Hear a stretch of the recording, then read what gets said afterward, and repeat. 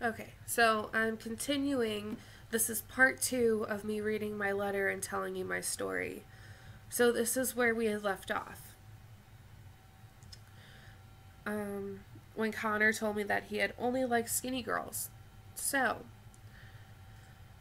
I went and lost over 100 pounds right before high school. The way that I did it, though, was by falling into anorexia. I made myself sick. My dad told me to lose weight, and he told me in order to lose weight, don't eat. So that's what I did. I would drink 6 to 8 bottles of water a day. I chewed gum. I went running.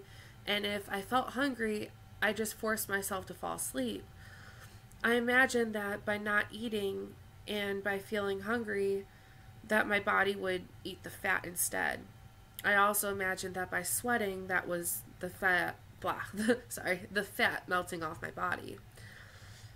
I stopped drinking pop and would only eat one, maybe two TV dinners a day if I ate anything at all. I told myself that I wasn't hungry, I was just bored. I also told myself that no guy would ever like me or want to be with me if I was fat. I went from a 3X to a size medium. I went from being a size 22 in pants down to a size 13. I never felt hungry. Even though I lost all of that weight, I still wasn't skinny. I was also still made fun of. In high school, I would be walking through the hallway and guys would throw themselves into the walls. I would go to my locker and there would be pictures of 600-pound women in bikinis with pig noses. They also started calling me a manatee. When I went to commons or the cafeteria in high school, I still sat alone. I still had food thrown at me.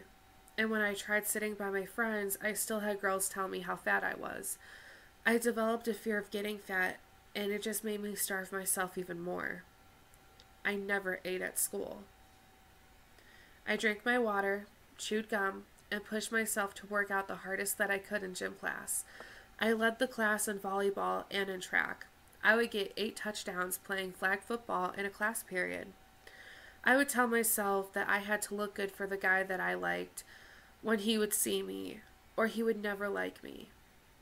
And he went to a different school, so I saw him on the weekends. I wanted to be beautiful, and so I told myself in order to be beautiful, I had to be skinny. There were also other times when I would go to the bathroom and I would force myself to puke. So I wouldn't binge eat though. It wasn't bulimia. It wasn't like I just, kept eating and then puking. I didn't eat anything at all. So where was I? Sorry to get off track. One day I went into the cafeteria and every guy came up to me asking me out, but the popular girls snickered. They were laughing and thought it was a funny joke. After that, I never went back to the cafeteria in high school. I spent my lunch browsing the halls or sitting in the bathroom. Except, this time in high school, I never got into a fight. It just wasn't worth it. I wanted to be a better person than that. I had changed and I wanted people to see that I had changed. So, a week before my sweet 16, my uncle attempted suicide. I was never asked out on a date. I was never asked to homecoming. And I never went to prom. I spent my prom at home in my pajamas crying, eating ice cream, and watching Glee.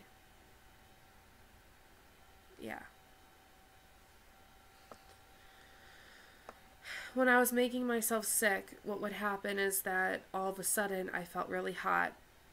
Then the room would go white, and then I would fall down.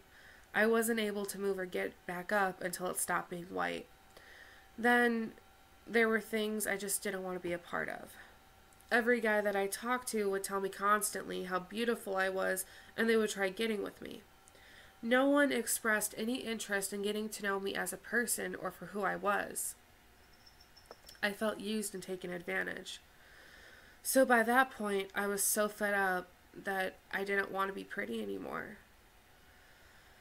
The one guy that I did love broke my heart.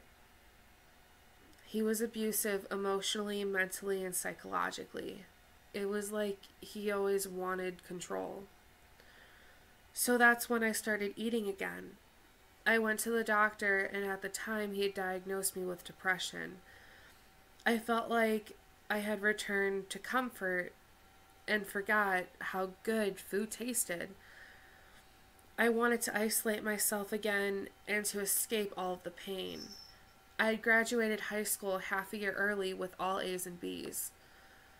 Since I did, I wanted to have fun. Things weren't working out as well as I had planned and hoped for.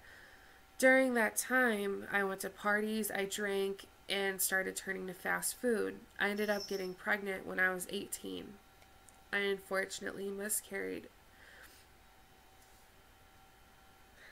There's nothing more painful than the stress of losing a child. Sorry.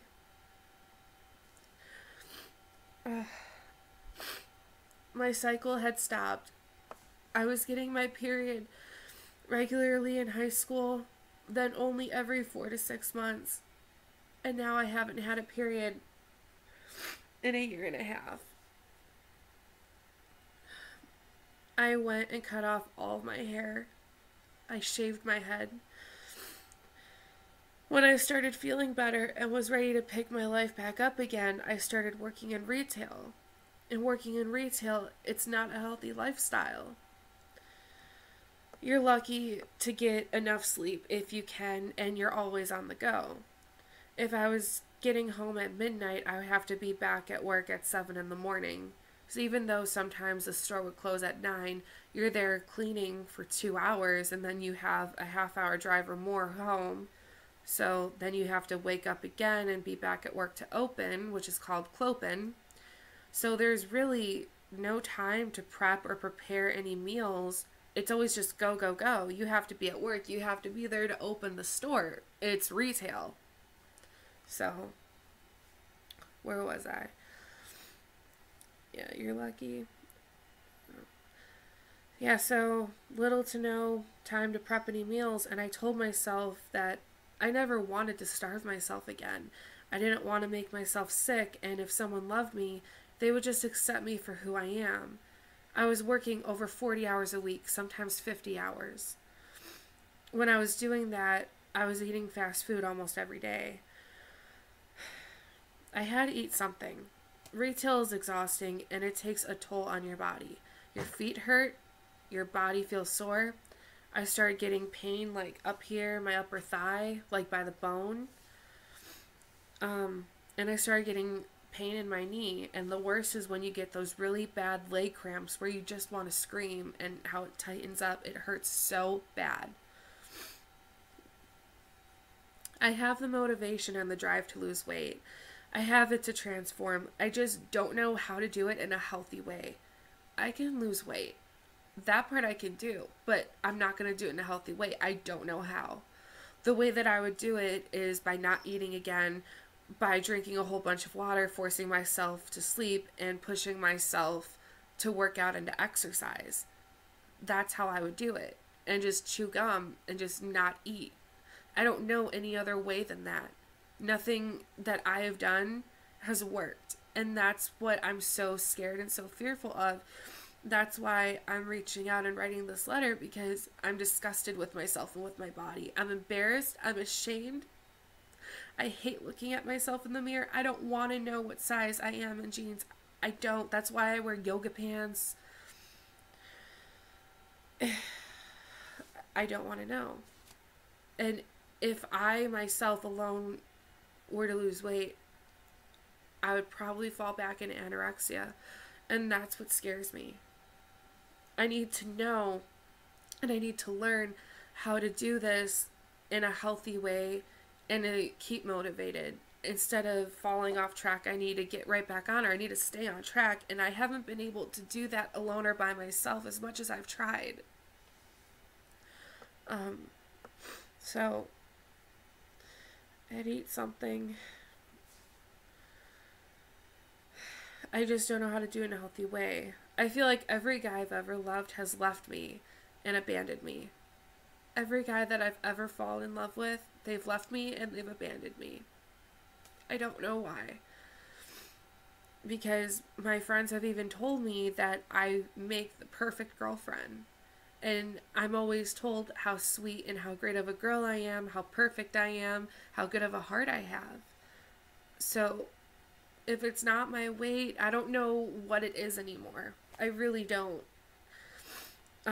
Sorry. I didn't mean to get all emotional, but it's just reality, I guess. Yeah.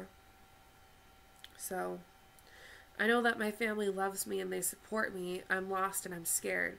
I've been working in retail now for almost 2 years. I never realized how much weight I had actually gained. And if I were to lose that weight again, I don't want to make myself sick. My grandma just passed away, so now I only have 3 people left in my entire family. That's it. 3 people. My entire family. I'm starting to try and get my life back on track again. I have plans to return to school in January to become an English teacher. And I'm scared of returning to school.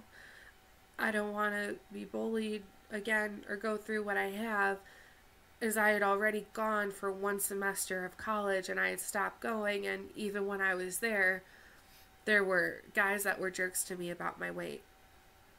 So, yeah. I want to break these horrible habits in retail. I don't want to be this way anymore. I want to be healthy and I want to get into the best shape of my life. So I really hope that you'll consider choosing me for a transformation of a lifetime. And I really hope that somehow, in some way, Chris Powell is able to watch my 2 videos of me reading my letter and reaching out and doing everything that I can to get a hold of him, and that he'll just consider, or at least maybe he'll just at least watch it, or he'll listen or see it or something. Something is better than nothing. And that is why I'm reaching out to my community. That is why I'm asking you for your help and for your support. I don't know what to do anymore. And I'm so sick of hearing my parents calling me names and to look at myself in the mirror and being this way. Because I feel disgusted. And the most hurtful, painful thing is that, I feel like I don't have really much family left. And I know that I'm supported by my friends, and I know that my parents love me, but it's hard. I don't feel like I'm myself anymore. I'm not happy. I need to be happy again and be happy with myself, and I can't do that if I'm not happy with my body. I've never been more insecure in my entire life. And the guy that broke my heart, well, he literally told me that I've gained so much weight since high school that he's no longer attracted to me. So that has really stuck and has not left my mind. So, please, anything that you can do to like my page, to share it, or to help me contact or get a hold of Chris Powell, I would really appreciate it. I'm sorry for crying and being so sappy. Alright, thank you. Comment below.